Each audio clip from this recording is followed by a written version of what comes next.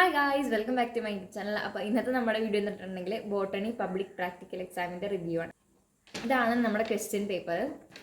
First question ഞങ്ങൾക്ക് തന്നിട്ടുണ്ടായിരുന്നത് section എടുക്കാൻ monocot റൂട്ടായിരുന്നു, അതായത് ചേമ്പിൻ്റെ പേരായിരുന്നു ഫസ്റ്റ് ക്വസ്റ്റ്യൻ.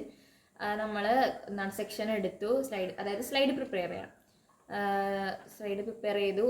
പിന്നെ നമ്മൾ നേരെ ആന്തറിൻ്റെ സെക്ഷൻ എടുക്കാനുള്ള ആദ്യം നമ്മൾ ചെയ്തു നോക്കും. 7th ക്വസ്റ്റ്യനായ ആന്തറിൻ്റെ സെക്ഷൻ എടുക്കാൻ സ്ലൈഡ് പ്രിപ്പയർ ചെയ്ത് വെച്ചിട്ടുണ്ടായി. ഇത് രണ്ടിൻ്റെയും നമ്മൾ ഡയഗ്രാമും റീസൺസും ലേബലിംഗ് എല്ലാം നമ്മൾ ആദ്യമേ ചെയ്ത് വെച്ചിട്ടുണ്ട്. പിന്നെ നമുക്ക് ഐഡൻറ്റിഫിക്കേഷൻ അവിടെ ചെന്നിട്ട് എഴുതാനുള്ളതായിരുന്നു രണ്ടാമത്തെ ക്വസ്റ്റ്യൻ. B&C മെറ്റീരിയൽസിൽ എനിക്ക് ഫീമെയിൽ കോണും BT കോട്ടണായിരുന്നു B&C മെറ്റീരിയൽസ് ആയിട്ടുണ്ടായിരുന്നത്. 2 മാർക്ക്.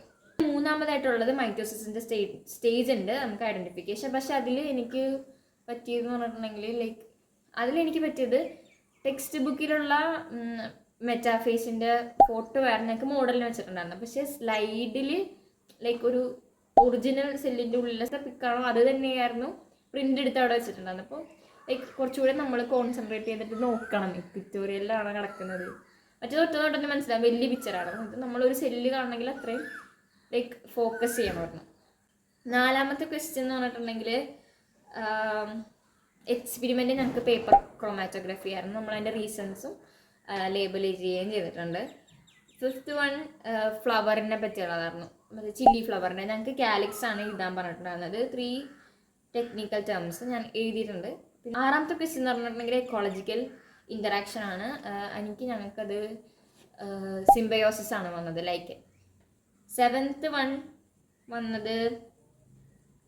വൺ ആണ് നമ്മൾ സെക്ഷൻ എടുത്തത് ആന്തറിൻ്റെ.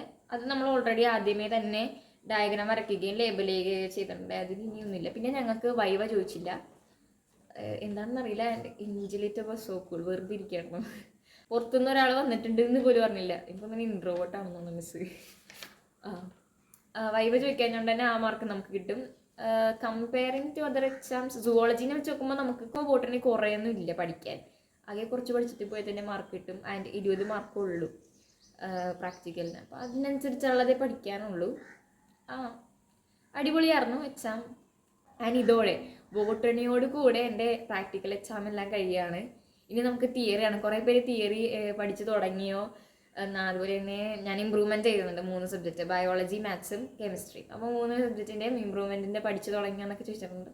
ഒന്നും തുടങ്ങിയില്ല. ഇത് തീരാൻ വേണ്ടി നിൽക്കുകയായിരുന്നു. ഇത് തീർന്നിട്ട് വേണം തുടങ്ങാൻ. എന്താകുമെന്നൊന്നും അറിയില്ല. ഇമ്പ്രൂവ്മെൻറ്റ് ഞാൻ പിന്നീട് എഴുതിയാൽ മതിയായിരുന്നു ഉള്ളൊരു റിഗ്രറ്റ് വരണ്ടല്ല എന്നോർത്ത് കൊടുത്തതാണ്. ആൻഡ് പറ്റാതെ അത്രയും പഠിക്കും, പറ്റാതെ അത്രയും കിട്ടണമെങ്കിൽ കിട്ടട്ടെ എന്നുള്ള ഒരു രീതിയിലാണ്. എപ്പോഴും +2 പോർഷൻസ് ആണ് ഫോക്കസ് കിടക്കുന്നത്. അത് തീർത്തിട്ടേ ഇതിലോട്ട് പോകുള്ളൂ, അല്ലെങ്കിൽ അതും ഇതും ഇല്ലാണ്ടാവുമെന്ന് എനിക്കറിയാം. അതുകൊണ്ട് ഒന്നും തുടങ്ങിയിട്ടില്ല.